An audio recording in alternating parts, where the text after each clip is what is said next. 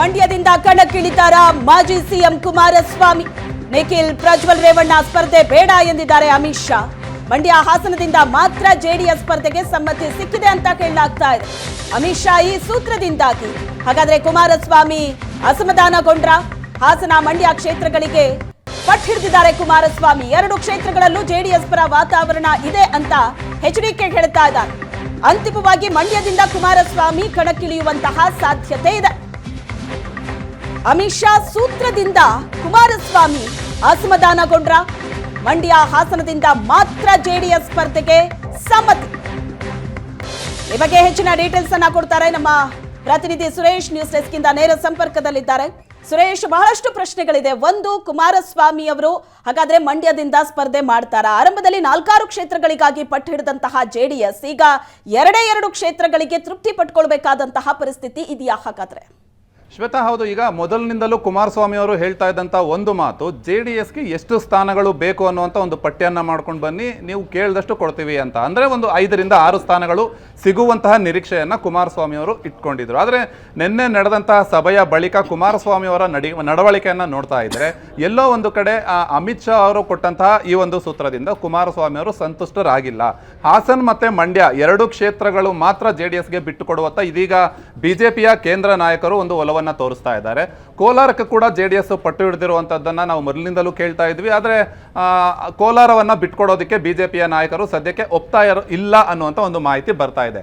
ಇದೆಲ್ಲದರ ಜೊತೆಯಲ್ಲಿ ಮಂಡ್ಯದಿಂದ ಕೂಡ ನಿಖಿಲ್ ಸ್ಪರ್ಧೆಗೆ ಅಮಿತ್ ಶಾ ಅವರು ಸಮ್ಮತಿಯನ್ನು ಸೂಚಿಸಿಲ್ಲ ಅನ್ನುವಂಥ ಒಂದು ಮಾಹಿತಿ ಕೂಡ ಸದ್ಯಕ್ಕೆ ಸಿಗ್ತಾ ಇರುವಂಥದ್ದು.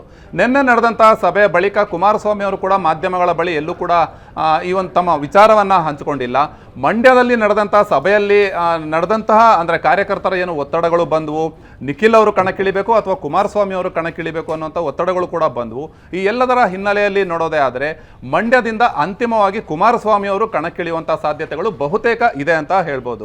ಆ ಒಂದು ಸಭೆಯಲ್ಲಿ ಕುಮಾರಸ್ವಾಮಿ ಅವರು ಕೂಡ ಒಂದು ಮಾತನ್ನ ಹೇಳ್ತಾರೆ ಕಾರ್ಯಕರ್ತರಿಗೆ, ನಿಮ್ಮನ್ನ ನಾನು ಡಿಸಪಾಯಿಂಟ್ ಮಾಡೋದಿಲ್ಲ, ಅಂದರೆ ನಿಮ್ಮ ಆಸೆಗೆ ನಾನು ತಣ್ಣೀರು ಎರಚೋದಿಲ್ಲ ಅನ್ನುವಂಥ ಒಂದು ಮಾತನ್ನ ಹೇಳ್ತಾರೆ.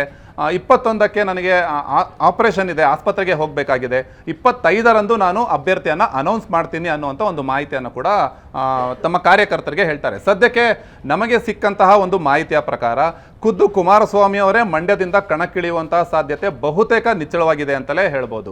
ನಿನ್ನೆ ನಡೆದಂತಹ ಸಭೆಯ ಬಳಿಕ, ಅಂದರೆ ಒಂದು ಸಭೆಯಲ್ಲಿ ನಿನ್ನೆ ಅಮಿತ್ ಶಾ ಅವರು ಕೊಟ್ಟಂತಹ ಹೇಳಿದಂಥ ಒಂದು ಸೂತ್ರದ ಪ್ರಕಾರ ಮಂಡ್ಯ ಮತ್ತು ಹಾಸನ್ 2 ಕ್ಷೇತ್ರಗಳಲ್ಲಿ ಮಾತ್ರ JDS ಅಭ್ಯರ್ಥಿಗಳನ್ನು ಕಣಕ್ಕಿಳಿಸಬೇಕು ಅನ್ನುವಂಥದ್ದು. ಕೋಲಾರಕ್ಕೆ ಬಹುತೇಕ JDSನ ನಾಯಕರು ಪಟ್ಟು ಹಿಡಿದಿದ್ದಾರೆ, ಆದರೆ ಕೋಲಾರವನ್ನು ಬಿಟ್ಕೊಡೋದಕ್ಕೆ ಸಿದ್ಧರಿಲ್ಲ. ಕುಮಾರಸ್ವಾಮಿ ಅವರ ಪ್ರಕಾರ ಮಂಡ್ಯ ಮತ್ತು ಹಾಸನದಲ್ಲಿ JDSನ ಶಕ್ತಿ ಇದೆ, ಈ 2 ಕ್ಷೇತ್ರಗಳಿಗೋಸ್ಕರ ಮೈತ್ರಿ ಅವಶ್ಯಕತೆ ಇತ್ತ ಅನ್ನುವಂಥದ್ದು ಕೂಡ ಅವರ ಒಂದು ಅಸಮಾಧಾನಕ್ಕೆ ಕಾರಣ ಆಗಿರುವಂಥದ್ದು. ಇವೆಲ್ಲದರ ನಡುವೆ ಇನ್ನೇನು BJPಯ ಪಟ್ಟಿ ಕೂಡ 2ನೇ ಪಟ್ಟಿ ಕೂಡ ಬಿಡುಗಡೆಗೆ ಕ್ಷಣಗಣನೆ ಆರಂಭವಾಗಿದೆ. ಬಹುತೇಕ ಇಂದು ಅಥವಾ ನಾಳೆ BJPಯ ಪಟ್ಟಿ ಕೂಡ ಬಿಡುಗಡೆ ಆಗುವಂಥ ಸಾಧ್ಯತೆ ಇದೆ. ಆ ಸಂದರ್ಭದಲ್ಲಿ JDSಗೆ ಎಷ್ಟು ಸ್ಥಾನ ಅನ್ನುವಂಥದ್ದು ಕೂಡ ಅದರಲ್ಲಿ ಬರಬೇಕಾಗಿದೆ.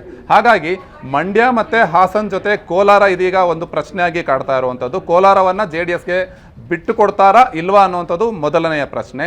ಎರಡನೇದಾಗಿ ಮಂಡ್ಯದಿಂದ ಕುಮಾರಸ್ವಾಮಿ ಅವರು ಅಥವಾ ನಿಖಿಲ್ ಕುಮಾರಸ್ವಾಮಿ ಇಬ್ಬರಲ್ಲಿ ಯಾರು ಅಭ್ಯರ್ಥಿ ಆಗ್ತಾರೆ ಅಂತ.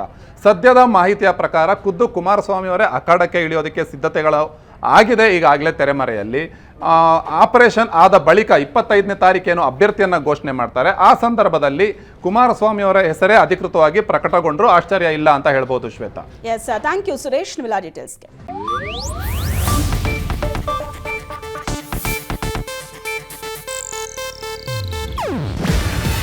ಇದು ಏಷ್ಯಾನೆಟ್ ನ್ಯೂಸ್ ನೆಟ್ವರ್ಕ್ ಪ್ರಸ್ತುತಿ. ನೀವು ನೋಡ್ತಿದ್ದೀರಾ ಏಷ್ಯಾನೆಟ್ ಸುವರ್ಣ ನ್ಯೂಸ್.